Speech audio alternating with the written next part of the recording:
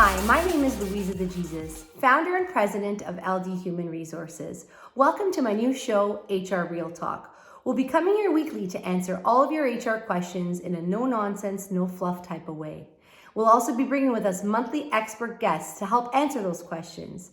At LD Human Resources, we provide customized HR solutions to small and medium-sized businesses. We believe that your people are your most valuable asset and truly set you apart from your competition. With the right people and the right HR tools, your business will achieve accelerated results. Now let's get to the first topic for today's show. Creating and sustaining a dynamic workplace culture is essential for the success of any business. And when people are happy, feel supported, they're definitely able to deliver their best work. And it's not just about the feel-good stuff. It's really an atmosphere where that workplace influences the way that people perform, which really ultimately impacts the bottom line. And too often, going to work is associated with energy, depletion, exhaustion. I'm so tired. I got to get up, go to work. But what if actually going to work would boost your energy? Today's guest, Bill Williams, believes that it is possible to build the type of workplace, a culture that really makes your team eager, ready to jump out of bed and get to work every morning. Bill is the president of the B4 Group and is the host of The Art of Leadership and The Art of Leadership for Women. In his senior leadership roles within the wide range of national corporations, Bill's filled a number of capacities, consistently achieving inspiring action and results. He's been responsible for creating visions, establishing missions, and really setting an amazing strategic direction for so many teams of all sizes. Welcome, Bill, and thank you so much for being here. Oh, Luisa, thank you so much. I'm so thrilled to be with you here today. It's great to see you again. So great to see you. I'm going to jump right into the questions, Bill. You know, when we talk about workplace culture, I want to understand from you, what do you believe that is the recipe to a thriving workplace culture? What is it? What's the recipe? For me, in order to create that thriving workplace culture, it really comes down to diversity, equity, and inclusion. You know, do we have a diverse culture that really represents our mosaic that we have in our communities? Equity, are we treating people not equally, but equitably? And what about inclusion? You know, like, how do we make sure that everyone is involved? But I think the other thing that's critical about a thriving workplace culture is that we need to be abundantly clear about that culture. Too often, I think, we just try to get people on board and we try to be all things to all people. And that just really doesn't work. Mm-hmm. Eric Tremundi, a great friend of mine, a speaker out of Vancouver, he talks about, creating workplace cultures that either, really attract people or repel people, absolutely repel people. So here's a couple of examples, Luisa. Play with me here, if you will. Cilantro. Do you love it or hate it? Oh, I love cilantro. I'm with you too. I love it as well. But so many of my friends hate it. It's like, ew, it tastes like soap. I don't want that. I don't want that. Here's another one. Let's check it out. What about black licorice?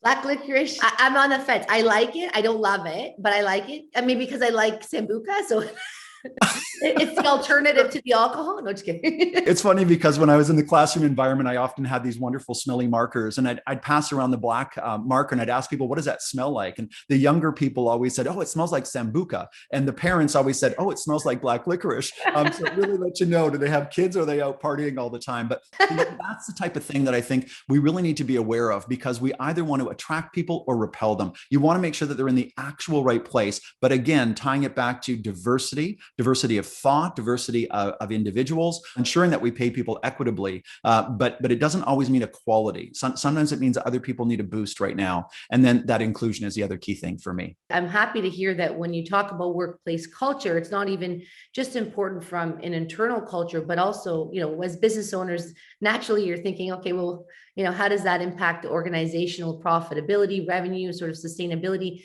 and all those pieces are so important. When it comes to challenges, though, within a workplace culture, what would you say are some of the biggest challenges that companies experience when they try to really build that positive workplace culture? And, with those challenges, how do they overcome them? Well, I think the positive workplace culture, I think, is a part of the problem right there. And that is because we're looking at the destination rather than where we are right now. So, in my car, I'm riding my motorcycle, my favorite piece of apparatus there is actually the GPS. And so I ask this of people all the time. The GPS, there's two pieces of information it absolutely has to have. It needs to know where you're going, and it also needs to know where are you right now. And I ask people which one is more important. So, Luisa, what do you think most of the people say? Well, probably where you're going. You have to know where you're going. Absolutely. And that's critical. You do need to know where you're going. But here's the challenge. If you're in the shopping center parking lot and you're not on an actual road yet, your GPS can't tell you to turn left or right or go north or go south. It can show you a picture of the building you're driving to, but if it doesn't know where you are right now, it cannot help you. And so I think that the most important thing to creating a positive workplace culture is, yes, having that picture of where you want to go, but really being clear about where you are right now. And what that means as leaders is that we must listen to our people, not fix or solve the problems right now, but just truly listen to them and where they are, what's of concern to them, what do we need to do about it, and where are they? And just take that moment to really discover the truth. So that would be my highest recommendation. That's great advice. I mean, oftentimes we need to really understand the foundation where we're starting from, or else you can't get to where you need to go, right? So true. The beauty for me is that it really ties into your final comment about the previous question. And that for me, it goes back to an old Harvard Business Review called the service profit chain. And the better we take care of our own people, the better they will take care of our customers. When we have really exceptional customer experiences, our customers will actually spend more and stay with us longer, and even give us the opportunity to be forgiven, if you will, if we ever make a blunder. And they will also attract their friends and family to the business, which means we make more money, which we can then put into taking better care of our people again. And that whole service profit chain goes around one more time. I know you're working on a tentative title of a book called Show Up, Why Employee Engagement Doesn't Work, and the 12 micro steps you can take to energize your team. Wow, that just sounds absolutely incredible. I can't wait to get my hands on a copy. But tell us a little bit about it. Give us some insight. How do you think the workplace can be really transformed into a place that energizes rather than depleting the energy of a team? Initially, I want this to be attractive to the senior leaders of an organization. And so often HR is the one that has to do all the heavy lifting and carry the burden of doing the employee engagement survey, getting the results, sharing it with the managers that have 5 or more employees, holding focus groups and task forces and all these things. And really it's on the shoulders of HR. And I wanted to take that and turn it upside down. And I wanted to give something to all the leaders in the organization and all the individual contributors in the organization so they could take responsibility for themselves. We spend more than a third of our lives at work. And if you're not happy doing what you're doing, why are you doing that? If you're exhausted at the end of your day and languishing and have no energy left to live your life, why are you doing that? So one of the big things is to show up body, mind, and spirit, and hence the title. And so, which again is a working title, so it may change, but stay tuned. And with that, the organization can really only pay for the body to show up. And oftentimes they even supervise that to see, what time did you log on and how late did you stay and when did you arrive and when is your break and your lunch.